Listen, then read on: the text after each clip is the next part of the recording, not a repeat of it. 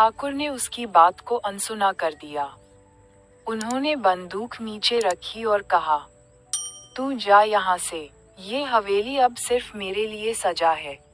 रामू कुछ और कहना चाहता था, लेकिन ठाकुर का चेहरा देखकर वह चुप हो गया। वह हवेली से बाहर निकला और गांव की ओर चल पड़ा। रास्ते में उसे एक बूढ़ी औरत मिली, जो गांव की सबसे बुजुर्ग महिला थी। उसका नाम गंगा माई था। रामू ने उसे सारी बात बताई। गंगा माई ने गहरी सांस ली और कहा, बेटा, सावित्री जिंदा है। वह पास के शहर में रहती है। उसने एक मजदूर से शादी की थी और अब उसके 2 बच्चे हैं, लेकिन वह यहाँ कभी नहीं लौटेगी। ठाकुर के गुस्से ने उसे गांव से हमेशा के लिए दूर कर दिया। रामू हैरान था। उसने पूछा, तो आपने ठाकुर साहब को ये क्यों नहीं बताया? गंगा माई ने कहा, ठाकुर को सच सुनने की हिम्मत नहीं है।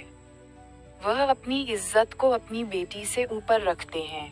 अगर उन्हें पता चला कि सावित्री खुशहाल है, तो उनकी दुनिया और टूट जाएगी।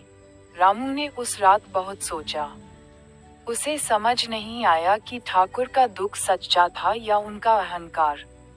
अगले दिन उसने गांव वालों को हवेली की बात बताई। कुछ लोगों ने कहा कि ठाकुर को सच बता देना चाहिए, ताकि वह अपनी बेटी को माफ कर दे। लेकिन ज्यादातर ने कहा, ठाकुर का गुस्सा हमें भी भारी पड़ सकता है। चुप रहो। रामू। कई दिन बीत गए। एक रात रामू ने सपना देखा कि सावित्री हवेली के दरवाजे पर खड़ी है और अपने पिता को पुकार रही है। सुबह वह फिर हवेली की ओर गया। इस बार ठाकुर बाहर बरामदे में बैठे थे। रामू ने हिम्मत करके कहा, ठाकुर साहब, सावित्री जी शहर में हैं। वह खुश हैं। आपको उनसे मिलना चाहिए। ठाकुर ने पहले तो उसे घूरा, फिर धीरे से कहा, क्या वह सचमुच खुश है? रामू ने हाँ में सिर हिलाया। ठाकुर की आंखों में एक अजीब सी चमक आई। उन्होंने कहा, फिर मुझे यहाँ से जाना होगा। ये हवेली अब मेरे लिए बोझ है। अगले दिन गांव वालों ने देखा कि ठाकुर रघुवीर सिंह अपनी हवेली का ताला खोलकर शहर की ओर निकल गए।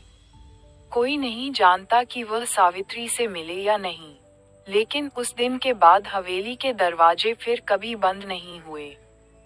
गांव के बच्चे वहां खेलने लगे और उसकी दीवारों में फिर से हंसी की गूंज सुनाई देने लगी।